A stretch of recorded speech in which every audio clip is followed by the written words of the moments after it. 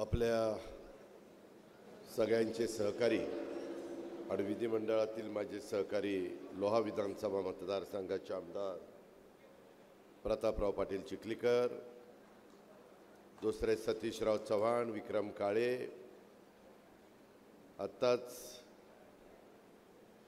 एका महत्त्वाच्या कार्यक्रमाला इथून गेलेले माजी मंत्री नवाब मलिक साहेब,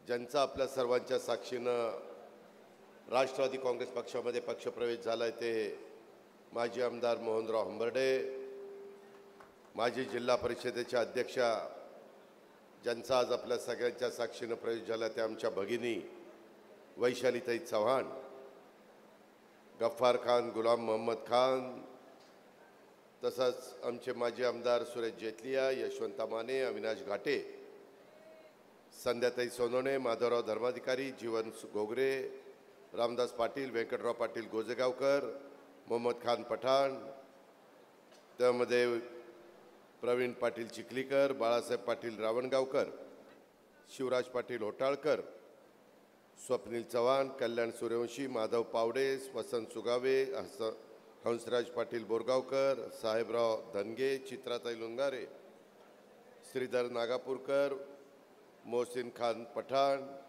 भाऊसाहेब गोरठेकर, डॉक्टर विक्रम देशमुख, दादाराव ढगे, पप्पू जाधव, नेताजी भोसले, बालाजी शेळके, पंकज देशमुख, शिवचरण डांगे, डॉक्टर उत्तमराव सोनकांबळे, बाळासाहेब सोनकांबळे, सुनंदाताई जोगदंड, रोहिणीताई कुलकर्णी, सुरेखाताई पाटील, शेख फखरुद्दीन कमलुद्दीन, राहुल हंबर्डे, अनेक सहकाऱ्यांनी प्रवेश केलेला आहे। त्याच्यामध्ये मी आत्ताच काहींची नावं देखील या ठिकाणी घेतली।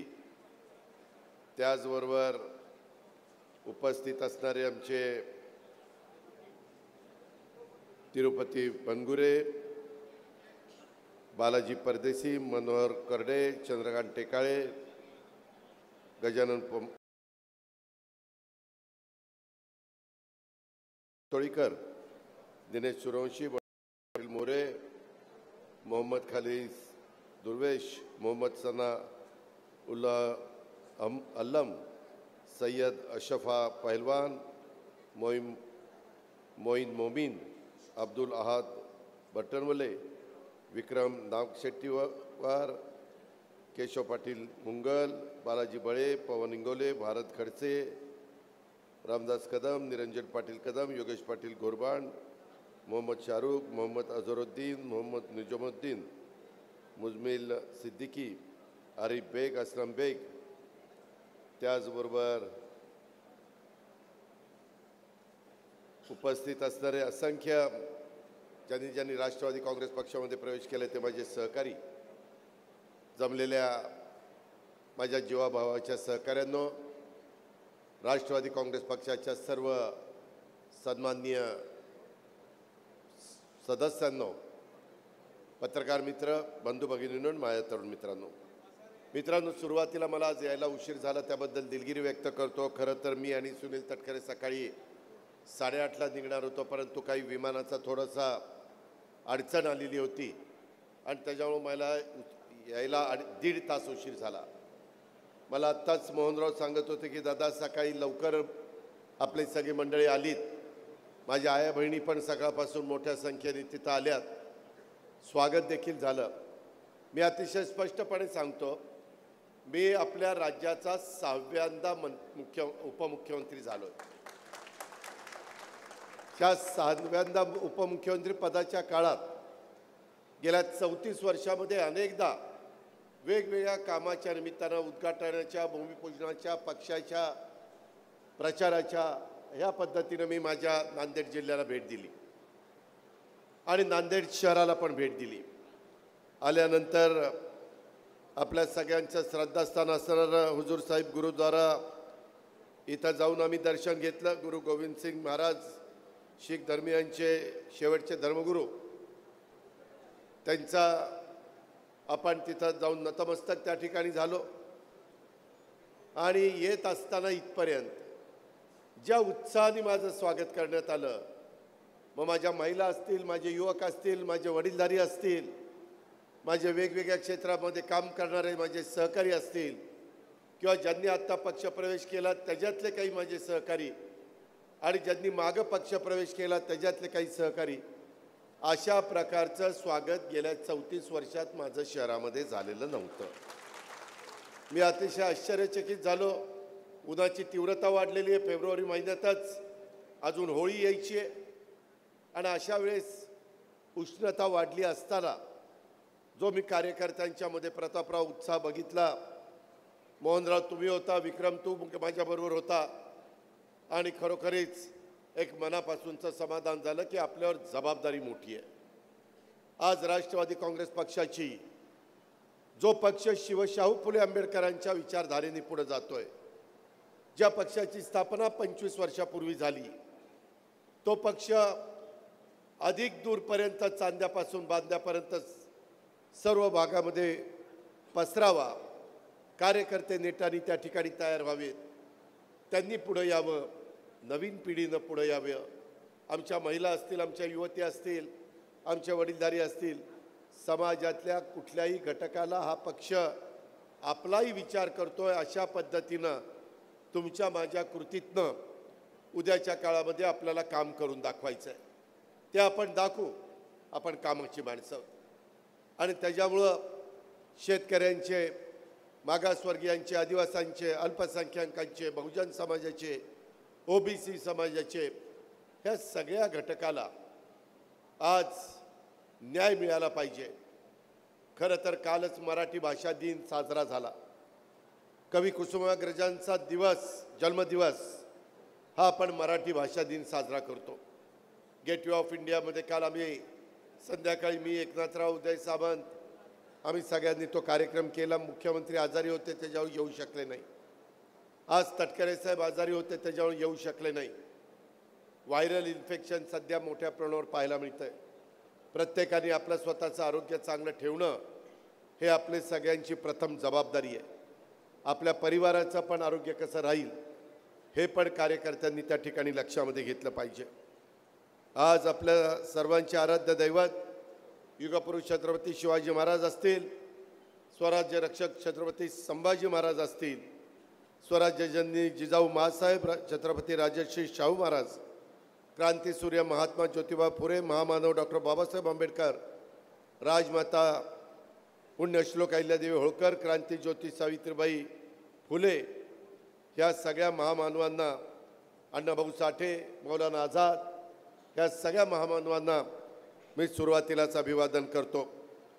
नांदेडच्या या एक ऐतिहासिक आणि धार्मिक वारसा लाभलेल्या पवित्र भूमीमध्ये आज नांदेडचे लोकप्रिय नेते, ज्यांनी दक्षिण नांदेडचं प्रतिनिधित्व केलं, ते माजी आमदार मोहनराव हंबर्डे आपल्या असंख्य कार्यकर्त्यांना घेऊन राष्ट्रवादी काँग्रेस पक्षाच्या परिवारामध्ये ते सामील झालेले आहेत. मी त्यांचं राष्ट्रवादी काँग्रेस पक्षाचा कुटुंब प्रमुख या नात्याने महाराष्ट्राच्या तमाम राष्ट्रवादी काँग्रेस पक्षाच्या सहकाऱ्यांच्या वतीनं स्वागत करतो. मला याची जाणीव आहे. प्रतापराव चिखलीकरांनी त्याचा उल्लेख केला. काल विधानसभेच्या निवडणुकीच्या निमित्तानं उमेदवारी देत असताना लोहा कंधार मतदारसंघ मला सुटला.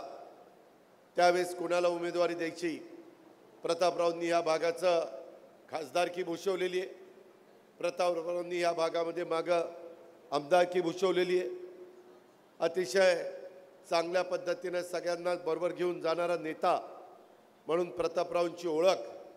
आणि प्रतापरावांना अगदी शेवटी मी ज्या उमेदवाऱ्या दिल्या लास्ट क्षणाला, त्याच्यामध्ये आमचे प्रतापराव चिखलीकर असतील, आमचे बुलढाण्याचे सिंदखेडा राजाचे, त्या ठिकाणी मनोज कायंदे असतील, अशा काही माझ्या सहकाऱ्यांचा उल्लेख करता येईल. परंतु शेवटच्या 15 दिवसामध्ये उमेदवारी देऊन ज्या कार्यकर्त्यांची जनतेशी नाळ घट्ट त्या ठिकाणी जोडली गेलेली असते, मग त्यांनी मगाशी बोलत असताना सांगितलं, एकदा हे चिन्ह, एकदा ते चिन्ह, एकदा ते चिन्ह, एकदा ते चिन्ह, एकदा ते चिन्ह. आता आपल्याला कायम घड्याळाचं चिन्ह ठेवायचं, आता काय बदलायचं नाही. 5 चिन्ह झाली, आता भरपूर झालं. आता आपण राहिलेला काळ हे आपल्या लोहा कंधार, हे आपला नांदेड जिल्हा या भागातले प्रश्न, आपले मराठवाड्यातले प्रश्न, महाराष्ट्रातले प्रश्न सोडवण्याच्या करता निश्चितपणे आपण एकमेकाला साथ देऊ आणि त्याच वेळेस सतत निवडून आल्यावर राष्ट्रवादी काँग्रेसमध्ये बेरजेचं राजकारण कसं करता येईल, स्वर्गीय यशवंतराव चव्हाण साहेबांच्या विचारधारा, त्याच्यामध्ये सुसंस्कृत महाराष्ट्र कसा असला पाहिजे, विरोधकांना देखील मान सन्मान कसा दिला पाहिजे, कुठल्याही घटकाला 19-20 करून चालत नाही, डावा उजवा करून चालत नाही. शेवटी महाराष्ट्रामध्ये जन्माला आलेला प्रत्येक मराठी माणूस हा आपल्या विचाराचा आहे. त्याला महाराष्ट्राचं भलं व्हावंसं वाटतं. त्याला 18 पगड जाती 12 बलुतेदारांना बरोबर घेऊन जसं छत्रपती शिवाजी महाराजांनी हिंदवी स्वराज्याची स्थापना केली आणि त्याच्यामध्ये सगळ्या जाती धर्माचे लोक होते, हे इतिहासामध्ये आपण पाहतोय. आज देखील महाराष्ट्र आणि भारताला स्वराज्य रक्षक दुसरे छत्रपती संभाजी महाराजांच्यावर जो चित्रपट आलाय छावा, तो बघितल्यानंतर शौर्य कशा पद्धतीचं असतं, योद्धा कशा प्रकारचा असू शकतो, एखादा राजा एक देखील त्या ठिकाणी लढाई न हरणारा राजा कसा असू शकतो, अशा पद्धतीचा इतिहास माझ्या महाराष्ट्राच्या नवीन पिढीच्या समोर आलाय. माझ्या देशातल्या जनतेच्या समोर त्या ठिकाणी जातोय. याचा रास्त अभिमान एक मराठी माणूस, एक महाराष्ट्रातला माणूस या नात्याने तुम्हाला, मला, आपल्याला सर्वांना आहे. आणि नवीन पिढीला देखील शिवाजी महाराज यांनी हिंदवी स्वराज्याची स्थापना केल्यानंतर त्यांच्या पोटी जन्माला आलेला त्यांचा सुपुत्र हा देखील किती त्या ठिकाणी आक्रमक होते, किती त्या ठिकाणी समाजाला न्याय देणारे होते, हे देखील सगळ्यांना पाहायला मिळालेलं आहे. आणि ह्याच्यातून आपल्याला बरंच काही शिकायला मिळतं आहे. मला आपल्याला सगळ्यांना सांगायचं आहे की आपण पुरोगामी विचारांचे हे महाराष्ट्रामध्ये काम करतोय. मित्रांनो, यंदा राष्ट्रवादी काँग्रेस पक्ष 10 जून 1999ला स्थापन झाला. शिवाजी पार्कला स्थापन झाला. बरेच कार्यकर्ते जोडले गेले. नंतरच्या काळामध्ये थोडेसे काही कार्यकर्ते इकडे तिकडे गेले, परंतु आता ते पुन्हा आपल्याबरोबर जोडले जात आहेत, मुख्य प्रवाहामध्ये येऊन पाहत आहेत. हा कार्यक्रम झाल्यानंतर परभणीला पण असाच पक्षप्रवेशाचा मोठा कार्यक्रम आहे. मला मोहनराव आपल्या पक्षामध्ये आल्याबद्दल मला मनापासूनचं समाधान आहे. आमच्या यशवंता मानेंनी पण त्याच्या परीनं प्रयत्न केला, प्रतापरावनी प्रयत्न केला, इतर अनेकांनी प्रयत्न केले. शेवटी राष्ट्रवादी काँग्रेस पक्ष हा पहिल्यापासून आहे, हा आत्ता आलाय, हा मागणं आलाय, हा बंद आलाय, हा पूर्वीपासून आहे. हा असा दुजाभाव करत नाही. ज्याच्यामध्ये कर्तृत्व आहे, ज्याच्यामध्ये नेतृत्वाचे गुण आहे, ज्याच्यामध्ये समाजातल्या सर्व घटकाला बरोबर नेण्याची क्षमता आणि ताकद आहे, अशांना संधी देणारा राष्ट्रवादी काँग्रेस पक्ष आहे. आणि त्याच्यामुळं मोहनराव, आपण काही काळजी करू नका. आपण आणि आपल्याबरोबर आलेल्या राहुल असेल, बाकीचे सगळे आमचे वैशाली ते असतील, गफार खान, आमचे गुलाम मोहम्मद खान असतील, खूप जण आहेत. त्या सर्वांना मी सांगतो, मी तुमच्या पाठीशी आहे, मोहनरावच्या पाठीशी आहे. तुम्ही एकटं काही तुम्हाला वाटून देऊ नका. आम्ही आलेल्यांचा मान सन्मान ठेवत असतो आणि आलेल्यांचा मान सन्मान ठेवत असताना जुन्याही कार्यकर्त्यांनी असं मनात आणू नका आता आपलं कसं व्हायचं. सगळ्यांनी मिळून आपल्याला संघटना वाढवायची. खासदारकीच्या जागा ठराविक असतात. आमदारकीच्या जागा आपल्या जिल्ह्याचा विचार केला तर त्या ठिकाणी फक्त 9 आमदार ह्या जिल्ह्यातनं निवडून जातात. खासदारकीला 1.5 खासदार ह्या जिल्ह्यातनं निवडून जातो. आणि त्याच्यामुळं स्थानिक स्वराज्य संस्था आहेत. आज महानगरपालिकेमध्ये काम करणारे अनेक सहकारी त्यांनी आपल्या पक्षामध्ये प्रवेश केलेला आहे. जिल्हा परिषद आहे, वैशाली त्यांनी तिथं त्या ठिकाणी काम केलेलं आपण सगळ्यांनी पाहिलेलं आहे. अशा प्रकारे तालुका पंचायत आहे, काहींनी सभापती म्हणून काम केलं आहे, उपसभापती म्हणून काम केलं आहे, तालुका पंचायतीचा सदस्य म्हणून काम केलं आहे. सत्तेचं विकेंद्रीकरण करण्याच्या करता स्वर्गीय यशवंतराव चव्हाण साहेबांनी 62 साली ह्या स्थानिक स्वराज्य संस्था अस्तित्वात आणल्या. मात्र दुर्दैवाने फेब्रुवारी 2022ला त्या टीमची मुदत संपली. 23, 24, 25, 3 वर्ष झाली. माझा महाराष्ट्रातल्या वेगवेगळ्या भागातला कार्यकर्ता त्या स्थानिक स्वराज्य संस्थांच्या निवडणुकीपासून वंचित राहिलेला आहे. आम्ही ज्यावेळेस उपमुख्यमंत्री होतो, काही मंत्री होतात, खासदार होतात, आमदार होतात, त्यावेळेस माझ्याही कार्यकर्त्याला काम करणाऱ्याला वाटतं ठीक आहे, जागा मर्यादित असल्यामुळे आम्हाला तिथं संधी नाही, पण आम्हाला महानगरपालिकेत संधी मिळाली पाहिजे, नगरपालिकेत संधी मिळाली पाहिजे, नगरपंचायतीमध्ये मिळाली पाहिजे, जिल्हा परिषदेमध्ये मिळाली पाहिजे. त्यामध्ये वेगवेगळ्या सहकारातल्या संस्था असतात, मार्केट कमिटी असतात, सहकार खातं पण आपल्याकडे आहे, कृषी खातं पण आपल्याकडे आहे. आणि त्याच्यामुळं ह्या वेगवेगळ्या घटकाला आपल्याला कसा न्याय देता येईल ह्या पद्धतीनं आपल्याला सगळ्यांना कामाला लागायचं आहे. आज आपण सभासद नोंदणीचा कार्यक्रम हातामध्ये घेतला आहे. मला एका गोष्टीचं समाधान आहे की त्या संदर्भामध्ये आमचे काही सहकाऱ्यांनी, विशेषतः शिवराज पाटील होटाळकर आमचे, त्या बाबतीमध्ये त्यांनी अतिशय चांगल्या पद्धतीनं नायगाव आणि त्या सगळ्या परिसरामध्ये सभासद नोंदणीचं काम केलं आहे. मी माझ्या शिवराज पाटलांचं, होटाळकरांचं मनापासून अभिनंदन करतो, कौतुक करतो. तसं आमच्या युवकांनी, आता राहुल तुम्ही पण आहात, बाकीचे पण अनेक सहकारी आहेत, शहरातले लोक आहेत, त्यांनाही तुम्ही सांगा हा पक्ष आपल्या सर्वांचा आहे, हा पक्ष भेदभाव करत नाही आणि त्यामुळं आपण ह्या पक्षाचं सभासद होऊया, सदस्य होऊया मोठ्या संख्येने. आणि तो कट्टर आपला त्या ठिकाणी असला पाहिजे. त्याचं मतपरिवर्तन करा. जर तो वेगळ्या विचाराचा असेल तर त्याला सांगा की आज उद्याचं भवितव्य कुणाच्या हातामध्ये आहे, महाराष्ट्राचं तडफेने काम कोण करू शकतं, अशा पद्धतीनं आपण सांगा. मित्रांनो, उद्याच्या 3 तारखेला महाराष्ट्राचं विधानसभेचं आणि विधान परिषदेचं अधिवेशन आहे. त्याला विधिमंडळाचं अधिवेशन म्हणतात. आणि त्या अधिवेशनाच्या निमित्तानं मी 3 तारखेला पुरवणी मागण्या मांडणार आहोत आणि 10 तारखेला कामकाज सल्लागार समितीनं ठरवलं आहे अर्थसंकल्प मांडायचा आहे. महाराष्ट्रातल्या 13 कोटी जनतेचं लक्ष तिकडं लागून राहिलेलं आहे. माझ्या लाडक्या बहिणी आहेत, त्यांच्याही काही अपेक्षा आहेत. त्यांच्यामध्ये पण भीतीचं वातावरण आमचे विरोधक त्या ठिकाणी तयार करतायत. मी आपल्याला सगळ्यांना सांगतो, जे गरिबांच्या हिताच्या योजना आहेत, गरिबांच्या हिताच्या, ज्याला सरकारची मदत पाहिजे, जो स्वतःच्या उत्पन्नातनं स्वतःच्या परिवाराची उपजीविका नीटपणे भागू शकत नाही, अशा घटकाला मदत करणं हे त्या ठिकाणच्या सरकारचं काम असतं.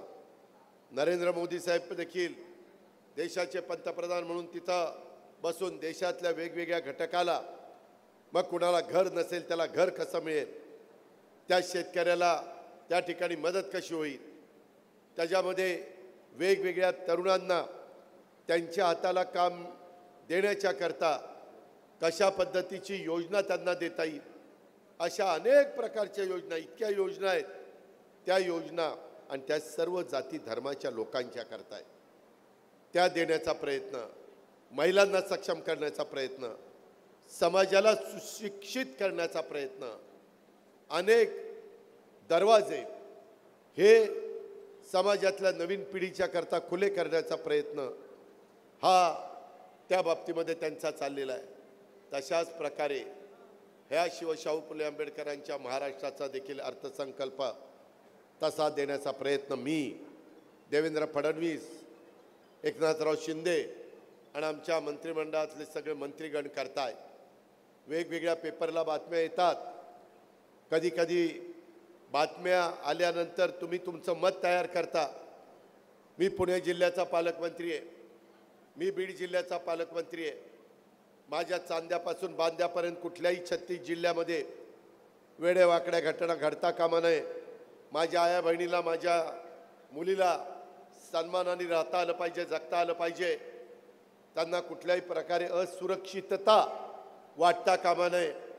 ज्या नराधमांनी स्वारगेटला जी घटना केली तो 3 दिवस सापडत नव्हता, परंतु शेवटी ड्रोनच्या माध्यमातून पूर्ण यंत्रणा कामाला लावली आणि आज रात्री 1 वाजता त्याला त्या ठिकाणी पकडला. आता त्याची चौकशी चालू आहे. सगळ्या गोष्टी पुढे त्या ठिकाणी येतील. का त्या नराधमाच्या मनामध्ये ही विकृती आली, त्याच्या संदर्भामध्ये जे कोणी दोषी असेल त्याला फाशीसारखी कडक शिक्षा त्या ठिकाणी झाली पाहिजे. ह्याच्याबद्दल कुणाचंच दुमत असण्याचं कारण नाही.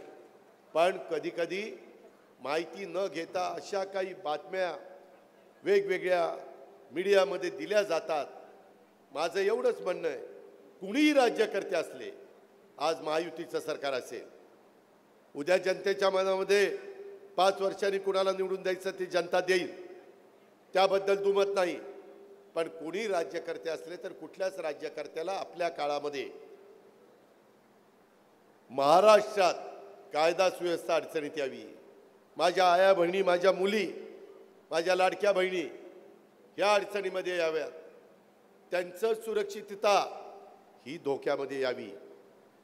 जो अल्पसंख्याक आहे, जो त्या भागामध्ये संख्येने कमी आहे, त्याला कुठंतरी आपण असुरक्षित आहोत अशा प्रकारची भावना ही त्याच्या मनामध्ये येता कामा नये. ह्या पद्धतीनं एक पोलिसांचा पण आदरयुक्त दबदबा असला पाहिजे. पोलिसांनी राजकीय दबावापोटी तिथं कुठली भूमिका घेता कामा नये. सगळी जनता समान, सगळ्यांना कायदा न्याय सगळ्यात सारखा. डॉक्टर बाबासाहेब आंबेडकरांचं संविधान, ह्या संविधानाने जे आपल्याला शिकवलेलं आहे त्या संविधानाचा आदर करून आपल्याला सगळ्यांना त्या ठिकाणी न्याय देण्याची भूमिका घ्यायची. आणि हा न्याय देत असताना माझं जे काही विष्णुपुरी त्या ठिकाणी उपसा सिंचन योजना असेल किंवा आपली गोदाकाठ असेल, आपली गोदावरी असेल, माझ्या मराठवाड्यामध्ये पाण्याचा प्रश्न हा कधीकधी जटिल होतो. मग माझं जायकवाडी धरण असेल, माजलगाव असेल, सिद्धेश्वर असेल, येलगिरी असेल, मांजरा असेल, निम्न तेरणा असेल, कितीतरी धरणांची नावं घेता येतील. नांदेडकरांनो, मला तुम्हाला सांगायचं आहे, तुमच्या इथला बाबडी बॅरेज होत नव्हता, परंतु मी पुढाकार घेतला. त्यावेळेस आम्ही पंतप्रधानांच्यापर्यंत गेलो आणि तो बाबडी बॅरेज त्या ठिकाणी केला आणि त्याच्यामुळं निश्चितपणे माझ्या शेतकरी वर्गाला काही मदत झाली, फायदा झाला. शेवटी माझी पण जात शेतकऱ्याची आहे. मी पण शेतकऱ्याची जात असल्यामुळं मला शेतकऱ्यांच्या प्रश्नाची जाण आहे. आपण काळजी करू नका. त्या नाशिक जिल्ह्यामध्ये पश्चिमेकडे पडणारं पाणी आणि तिकडून ते समुद्राला जातं, ते पूर्वेकडे आणून ते वेगवेगळ्या नाशिकच्या धरणामध्ये, तिथून माझ्या मराठवाड्याच्या धरणामध्ये कसं आणता येईल याकरताचा प्रकल्प आपण मंजूर केलेला आहे. काही 1000 कोटी रुपये त्याला लागत आहेत. थोडी कमी 1 लाख कोटीची योजना आहे. परंतु शेवटी माणसाला पाणी हे महत्त्वाचं आहे आणि त्याच्यामुळं आपण काम करत असताना वेगवेगळी महत्त्वाची कामं ही हातामध्ये घेतलेली आहेत. पायाभूत सुविधा काय देता येईल, त्याच्यामध्ये तुम्ही पिकवलेला वेगवेगळं धान्य आहे त्याला भाव कसा देता येईल, या पद्धतीचा आमचा सगळ्यांचा प्रयत्न चाललेला आहे. केंद्रामध्ये देखील मी आणि मुख्यमंत्री उपमुख्यमंत्री वेळोवेळी जात असतो, तिथेही वरिष्ठांना भेटत असतो. त्याच्यातून आपल्या राज्याला काय आणता येईल याबद्दलचा आमचा सतत पाठपुरावा असतो. उद्योगधंदे कसे येतील, मोठी गुंतवणूक कशी येईल. आजच आपण पेपरला वाचलं, परदेशी त्या ठिकाणी आपल्या महाराष्ट्रामध्ये येऊन नागपूरला गुंतवणूक करू पाहतायत. आपल्याला मराठवाडा असेल, विदर्भ असेल, उत्तर महाराष्ट्र असेल, कोकण असेल, पश्चिम महाराष्ट्र असेल, सगळ्या भागामध्ये अशा प्रकारची गुंतवणूक आणायची आहे. रेल्वेचं जाळं निर्माण करायचं आहे. अनेक रस्ते आपण केले, नॅशनल हायवे आपण केले. मध्ये आम्ही नांदेड जालन्याचं काम त्या ठिकाणी हातामध्ये घेतलं आहे. असे वेगवेगळी मोठी कामं ही का आपण करतोय, तर दळणवळणाचं साधन उत्तम झाल्याशिवाय पुढच्या पिढीला एक त्या ठिकाणी उत्तम प्रकारे काम करता येणार नाही. हा विचार डोळ्यासमोर ठेवून आम्ही केंद्राच्या राज्याच्या मदतीनं ह्या सगळ्या गोष्टी करतोय. आपल्याला खूप काम करायचं आहे. आपण जरी मगाशी प्रतापरावांनी काही सांगितलं की कोण लहान कोण मोठं असं काही नसतं. जनतेच्या मनात असतं कुणाला मोठं करायचं आणि कुणाला छोटं करायचं, कुणाला किती संख्येने निवडून द्यायचं आणि कुणाला किती संख्येने बाजूला ठेवायचं. जनता जनार्दन सर्वस्व आहे आणि हे घटनेचे शिल्पकार डॉक्टर बाबासाहेब आंबेडकरांची देणगी आहे. आणि त्यामुळं माझं तुम्हाला सगळ्यांना सांगणं आहे की आपण पण आता एवढी मोठी मोहनरावांच्या आणि त्यांच्या सगळ्या टीममुळं राष्ट्रवादीची ताकद वाढलेली आहे. त्या ताकदीचा उपयोग हा सर्व जाती धर्माला बरोबर घेऊन न्याय देण्याच्या करता झाला पाहिजे. पर्यावरणाचा समतोल साधण्याच्या करता झाला पाहिजे. पाण्याची बचत करून आता नवीन तंत्रज्ञान पुढे आलेलं आहे, त्याच्यातून माझ्या शेतकऱ्याला मदत झाली पाहिजे. AI आर्टिफिशियल इंटेलिजन्स कृत्रिम बुद्धिमत्ता ह्याला आता जगामध्ये महत्त्व प्राप्त झालेलं आहे. त्या रस्त्याने देखील काही बाबतीमध्ये आपण पावलं उचललेली आहेत. अजून तुमच्यापर्यंत कदाचित तुम्हाला ते समजायला थोडासा उशीर लागेल. तुमच्यामध्ये जे अभ्यासक आहेत, जे विचारवंत आहेत, जे काय जगात चाललंय ते पाहत असतात, अशा लोकांच्यापर्यंत ते पोचलेलं आहे.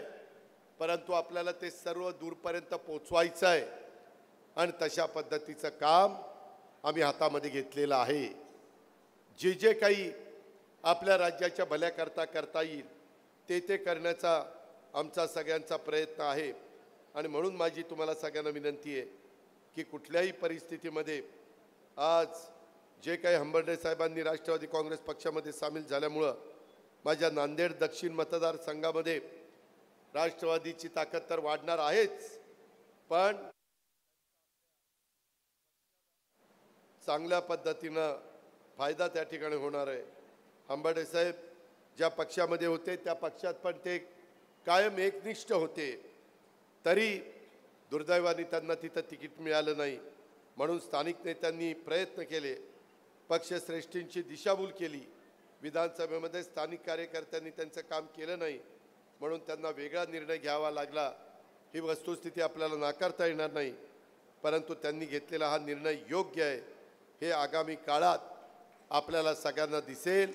आणि त्यांना अशा प्रकारचा निर्णय घेण्याच्या करता ज्यांनी त्यांना त्रास दिला, ज्यांनी त्यांची अवहेलना केली, त्यांनाही हे कळाल्याशिवाय राहणार नाही, हे पण मी आपल्याला सगळ्यांना सांगतो.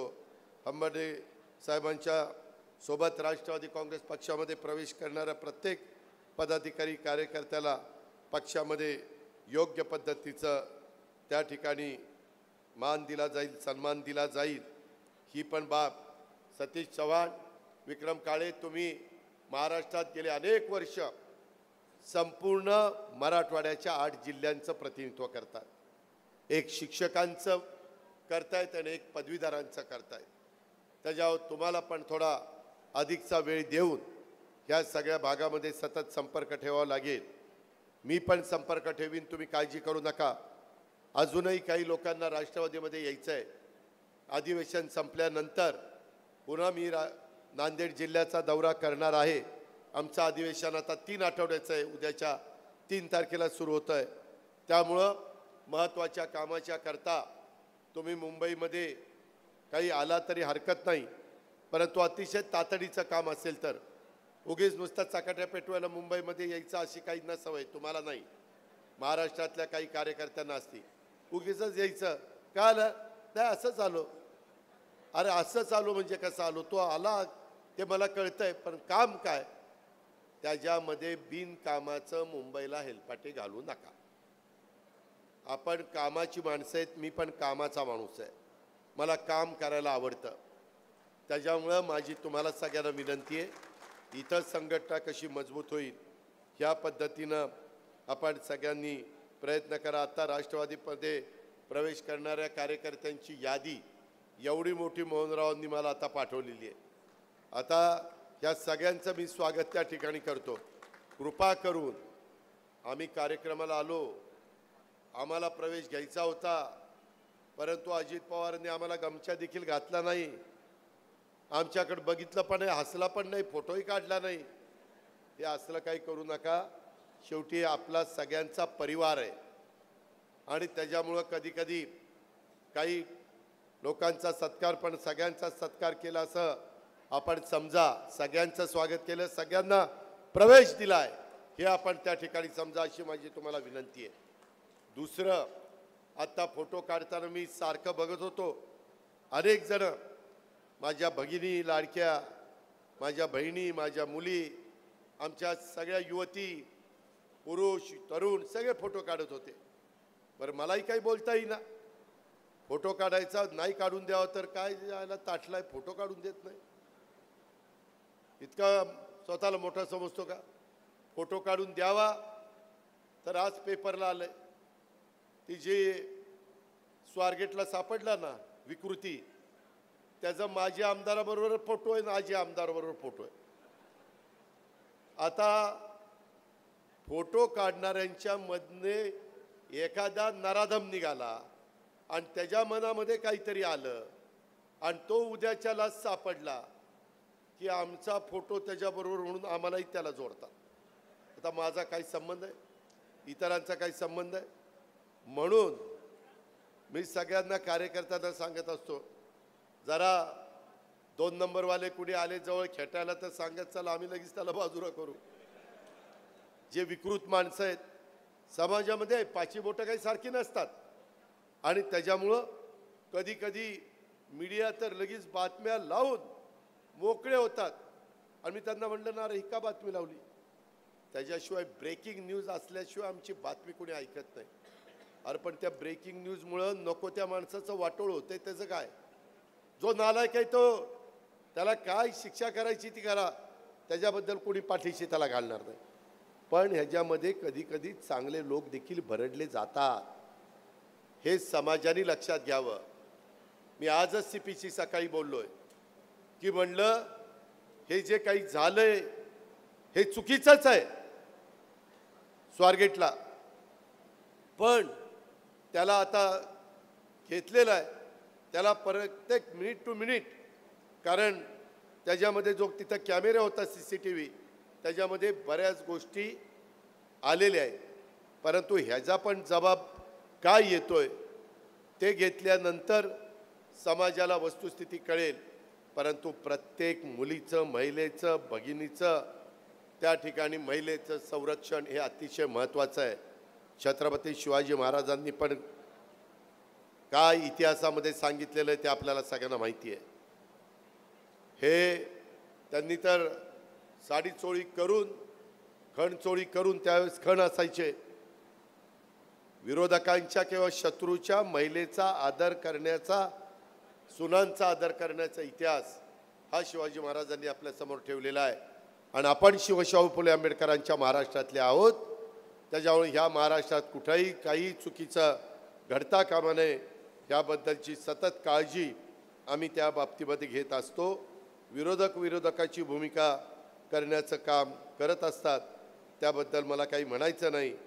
परंतु आपला राष्ट्रवादी काँग्रेस पक्ष हा सर्व घटकांना न्याय देणारा, सर्वसमावेशक असा असणारा पक्ष आहे.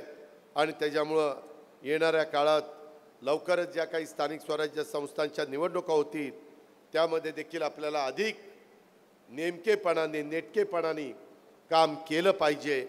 राष्ट्रवादी काँग्रेस पक्षाच्या माध्यमातून आपण राज्याचा केलेला विकास, राष्ट्रवादी काँग्रेसचा विचार आपल्या लोकांच्यापर्यंत पोहोचवण्याचं काम आपण सगळ्यांनी, तुम्ही नवीन जुन्यांनी सगळ्यांनी केलं पाहिजे. त्यामुळं सर्वांनी प्रामाणिकपणे आणि नेट्याने काम करावं अशा प्रकारची विनंती मी आजच्या पक्षप्रवेशाच्या कार्यक्रमाच्या निमित्तानं करतो. लोकांशी संपर्क वाढवावा लागेल, असे केले तरच आपल्याला निश्चित यश मिळतं असा विश्वास मी आपल्या समोर व्यक्त करतो. मी देखील पहिल्यांदा काँग्रेसमध्ये होतो, 91ला खासदार झालो, त्यावेळेस माझं चिन्ह पंजा होतं, 95ला पंजा होतं, 99ला घड्याळ त्या ठिकाणी झालं आणि मग तेव्हापासून घड्याळ आहे. मी 8 वेळेला बारामती मतदारसंघातून निवडून आलो. किती? 8 वेळेला. मित्रांनो, 8 वेळेला निवडून येणं हे काही येड्यागाबाळ्याचं काम नाही. काम करावं लागतं, वेळ द्यावा लागतो, लोकांना आपलंसं करावं लागतं. लोक तर पहिल्याच निवडणुकीमध्ये म्हणतात 5 वर्षे दिली, काय दिवा लावला, आणि कधी कधी त्याला घरी पाठवतात. पण आपण जमिनीवर पाय ठेवून चालायला पाहिजे. आपलं हवेत चालून चालत नाही. जनतेशी नाळ सतत तुमची माझी जोडली गेली पाहिजे. त्याच्यामध्ये दिव्यांग असेल, त्याच्यामध्ये कुणी असेल, तो जर आला तर त्याचं म्हणणं समजून घेतलं पाहिजे. मलाही माहिती आहे, मी माझ्या 35 वर्षाच्या राजकीय जीवनामध्ये 100% कामं कुणाचीच करू शकलो नाही, पण जेवढी करता येणं शक्य आहे ते तर केली पाहिजे. आता आजच मला काही माझ्या सहकाऱ्यांनी सांगितलं की दादा CCI येथे कापूस खरेदी मार्च 25मध्ये ती फेब्रुवारी 25च्या लीनप्रमाणे खरेदी सुरू ठेवा. ही मागणी शेतकऱ्यांची रास्त आहे. मी लोकप्रतिनिधी, उपमुख्यमंत्री या नात्याने लक्ष घातलं पाहिजे. हे शेतकऱ्यांचं हे काय एकट्या शिवराज होटाळकरांचं काम नाही, हे माझ्या शेतकरी समाजाचं काम आहे. आणि त्याच्यामुळं हे काम असेल किंवा आत्ताच मला अनेक निवेदन दिली, रमजानचा पवित्र महिना त्या ठिकाणी सुरू होतोय.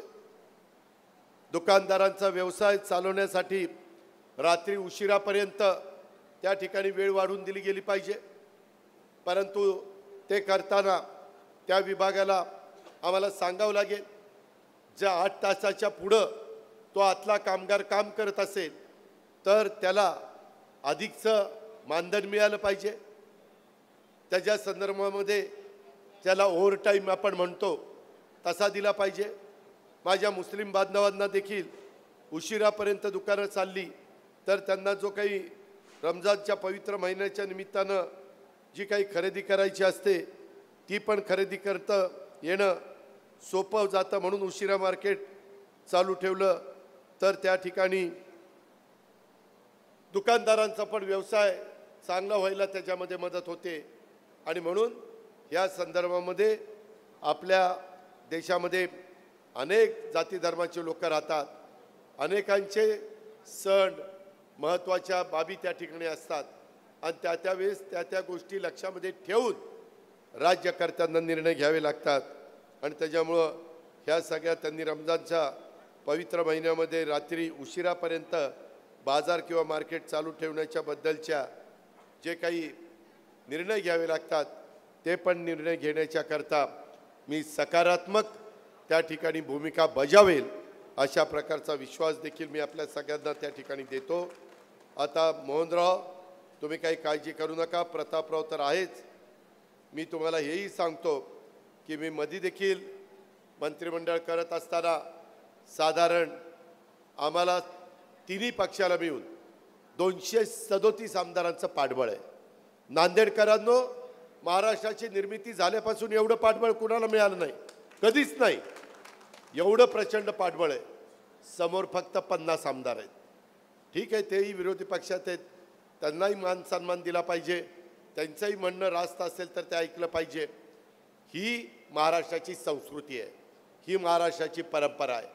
आणि त्यामुळं आपण सगळेजण त्यामध्ये काम करत असताना मी मध्ये त्या ठिकाणी विचार केलेला आहे की माझ्याबरोबर असणाऱ्या आमदारांच्यामध्ये साधारण सगळ्यांनाच मला संधी देता येत नाही, परंतु जास्तीत जास्त आमदारांना संधी देण्याच्याकरता एकनाथराव शिंदे साहेबांनी पण ठरवलं आहे आणि मी पण ठरवलं आहे. भाजपाने काय ठरवायचं तो त्यांचा अधिकार आहे, परंतु 2.5 वर्षापर्यंत काही लोकांना संधी द्यायची, 2.5 वर्षाच्या नंतर राहिलेल्या काही लोकांना संधी द्यायची. आणि त्यामध्ये निश्चितपणे तुमच्या मनामध्ये जे काही आहे त्याच्यात तुम्ही चांगलं काम करून दाखवलं, रिझल्ट दिला. जिल्हा परिषद, तालुका पंचायत, नगरपालिका, महानगरपालिका, राष्ट्रवादी काँग्रेस पक्षाची ताकद ज्या भागामध्ये वाढली गेली पाहिजे ते वाढवण्याचं काम केलं तर तुमच्या मनामध्ये जे आहे ते कृतीत आणण्याचं काम मी करेन. हा देखील विश्वास मी या निमित्तानं आपल्याला सगळ्यांना देतो. आणि त्या पद्धतीनं सगळ्यांनी उत्तम पद्धतीनं कामाला लागा आणि जनतेला आपलंसं करा. राष्ट्रवादी काँग्रेस मजबूत करा. राष्ट्रवादी काँग्रेस पक्ष सर्व दूरपर्यंत पोचवा हीच आग्रहाची नम्रतेची कळकळीची विनंती करतो.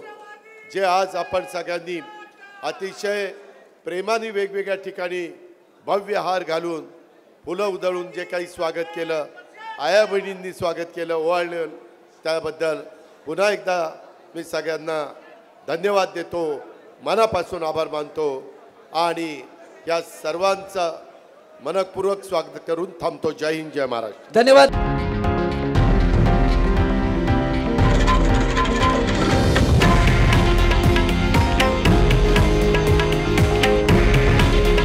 हे आहे देशातील नंबर 1 न्यूज नेटवर्क आणि आपण पाहत आहात TV9 मराठी. काळजी तुमची, हित महाराष्ट्राचं.